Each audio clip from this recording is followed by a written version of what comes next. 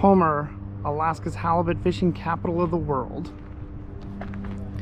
I had a really good time here in Homer. I think that like a lot of what it was my expectations were, let's see, were different than the experience that I had. The expectation that I had was that it would be this like wild Alaska type experience with these huge legendary fish and everything. And for me, it was just a lot more tame and less serious. The stakes were much lower than I was expecting. I wasn't sure how it was going to be on the boat, if we were going to, you know, have some storm that we were going to run into, and I was worried about having like a dry bag and all that sort of stuff. No, it was a big cabin. It was a huge boat that had you know, bathrooms and, you know, all that kind of good stuff, like individual gendered bathrooms and everything too. You know, I just I guess I wasn't expecting that. I wasn't expecting a more laid-back trip, so I kind of went into it adrenaline high, you know, ready to go sort of feeling. And it wasn't like that. It was, hey, this is actually really chill for the kids. The stakes are really low. We had a really comfortable kind of cabin that we rented. And, you know, it took me a little bit to kind of get used to that and be okay with that. I'm used to so many trips where the stakes are, you know, really high, and oh, if you forgot this thing, like, well, that's gonna do it. Like, you're gonna be done in for the trip. And it wasn't like that. Homer's a really nice town. It had like a weird feeling for an Alaskan town, I felt like, because a lot of the Alaskan towns that I've been to have been like either extremely rustic, extremely industrial, or very catered towards tourists. And this one had like a part kind of farmland feel, where there's these big fields where they're growing grasses, and had horses and chickens running around. And then there was you know, part fishing town. There's a lot of commercial fishing and things that happen here, and part you know, obviously part tourist town. The Spit was very cool. The Spit is basically this really thin peninsula that stretches out for several miles into the Cook Inlet, and that was loaded down with commercial and commercial fishing and charters and things, and other businesses to support that. Ice cream shops, restaurants.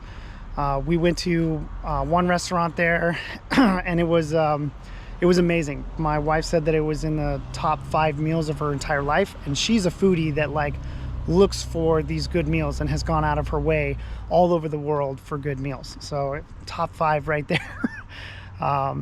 Let's see, we got ice cream. There was one day we were like, all right, that's it, everybody pack up, we're gonna go get ice cream. And that was super fun. That was extra fun. And it was good ice cream too. The kids loved it. Let's see.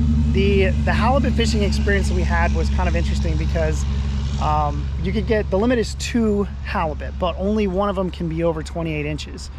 And so I guess I was expecting, you know, 5-foot long halibut, but we ended up with pretty close to 28 inches on either side. And so we ended up with our 6 for the 3 of us that went on the trip, which and we got a couple of cod too, which there was a whole culture around cod that I didn't realize. I was like, well, it's a white fish that, you know, it's probably gonna look and taste the same once we get it filleted up. But the captain was like, nah, throw that one back. Oh, that one's too old, or, you know, that one doesn't look healthy. I'm like, oh, okay, you know, it seemed like a fish to me, but I didn't understand the culture and I wasn't gonna argue about it. But we did get several halibut, which was really cool. There was, let's see what else. We got 33.5 pounds of meat, which I guess, like, I wasn't sure what I was expecting, but it was still pretty cool. Yeah, overall I had a good time. The view here was absolutely stunning. I mean, it really made me want to live on the coast in a way that I didn't realize that I was gonna want to live on the coast. It was I mean, the view here was just spectacular. Seeing the volcanoes and seeing the kind of countryside almost feel pressed up against the Cook Inlet, and the unique atmosphere that the Spit provides, as well as like seeing volcanoes and glaciers at the same time. It was a mix of different things that I was like, man, this is absolutely stunning, absolutely amazing.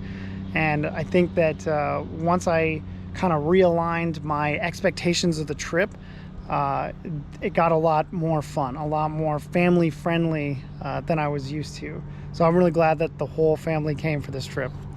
So I'm gonna get one last shot of the Cook Inlet here with the mountains, the water, and I'll end this shot looking at the Spit.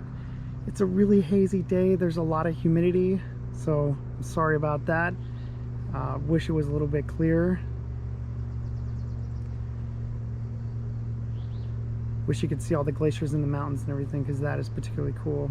And if you can make it out in the water here, that is the Spit that kind of comes out, juts out from Homer, and juts out, like I said, several miles. This really thin strip of land that reaches out into the Cook Inlet.